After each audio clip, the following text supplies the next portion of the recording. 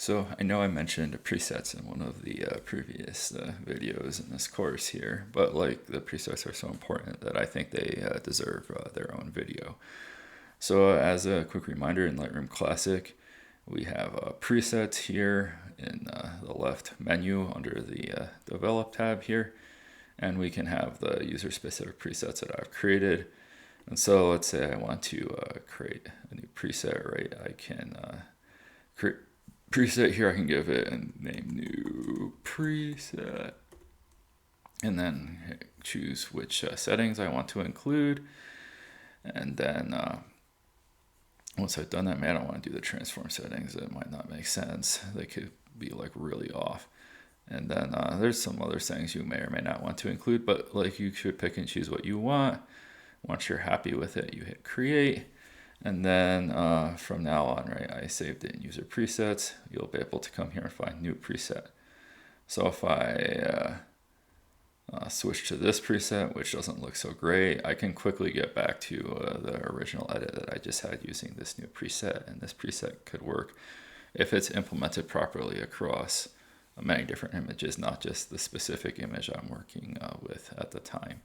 So if we switch over to Lightroom, the feature is the same, the name is the same, but the location in the menu system is a little bit different.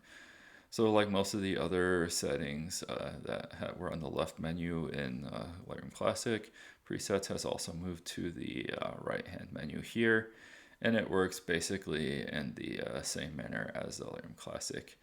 There's a little bit different breakdown between different recommended presets, premium presets that come with Lightroom, and then my presets here. And so you can see my preset names, if you were very observant, are basically the same between Lightroom and Lightroom Classic. That's because I imported them from Lightroom Classic into Lightroom. And same deal here. If you want to save a new preset, you just go to plus sign here. You call new preset. And then you can come here and select only the things that you care about, right? So, right, geometry, you probably don't want to include the geometry in your preset, and like some of these other things you may or may not want to include depending on your specific intention of the edit. For example, if your detail was having a lot of noise in the image that you're editing, but you really like the colors and the lighting and the rest of the image, but you don't want to include the really strong noise reduction or sharpening in your preset, like that would be a good reason to exclude the detail from your preset. So you could do that just by checking the box here. And then once you've done this, you can hit save. And then very similarly, right, to the other tools in Classic, right, you can quickly go from like this. And then if I want to get back to what my previous edit, I just click on new preset here. And I even have the option to make it more extreme or less extreme. So you can actually probably learn a lot from doing this.